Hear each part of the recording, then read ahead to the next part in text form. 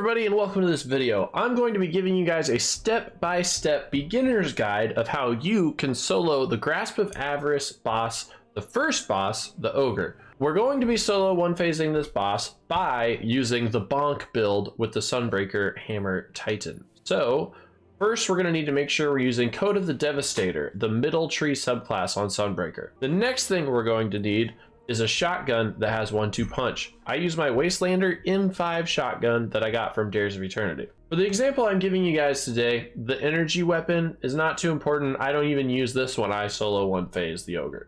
For our heavy slot, we need to equip the Tractor Cannon. If you don't have the Tractor Cannon, it's available for completing Pinnacle drops, and you can also obtain it from Xur's rotating loot pool that happens on weekends, so keep an eye out for Xur if you're still looking for Tractor Cannon.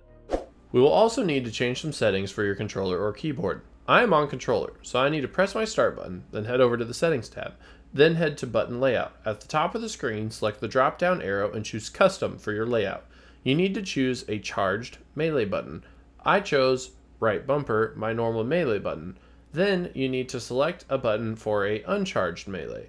I chose clicking down on my right stick because that's what I'm used to meleeing with in Call of Duty. The clicking down on my right stick was my finisher button before, so I also reassigned my finisher to being up on the D-pad. So now you might be wondering, why do I need to pick an uncharged melee and a charged melee button? Well, if you leave your controls on default when you approach an enemy and try to throw your mini hammer, your normal melee with just your fist will take over, and you will not be able to throw your hammer because you're too close to the target.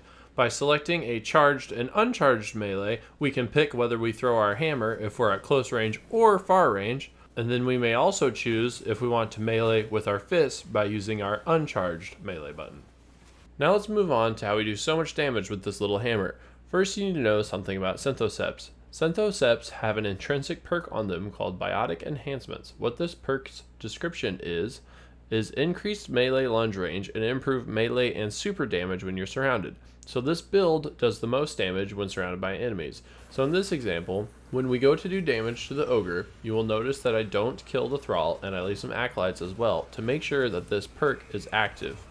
Now that you know that about Synthoceps, we need to do a little bit of prepping before damaging the Ogre. When we go down to the crystal to turn in our Burdens of Riches, we need to make sure our Roaring Flames ×3 is active. What is Roaring Flames? Roaring Flames is a perk on our subclass, and its description is, kills with solar abilities increase those abilities' damage. This perk can be stacked up to 3 times. So in order to maximize the damage boost, we want to land 3 final blows with our solar abilities to get to Roaring Flames ×3.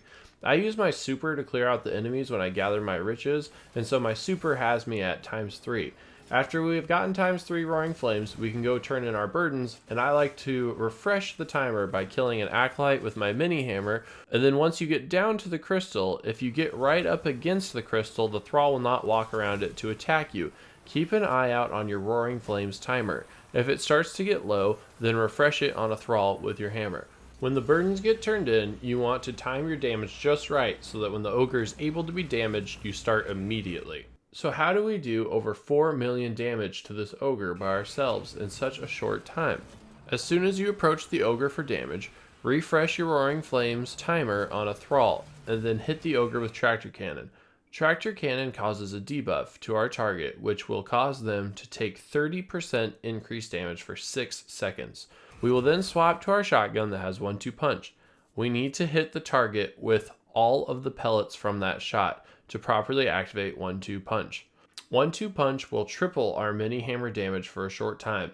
We have enough time for 2 hammer throws before we have to refresh the buff with another shot. We will repeat this process while we keep an eye on our Roaring Flames buff. Once the Roaring Flames buff is almost out, we will need to refresh it on a nearby enemy.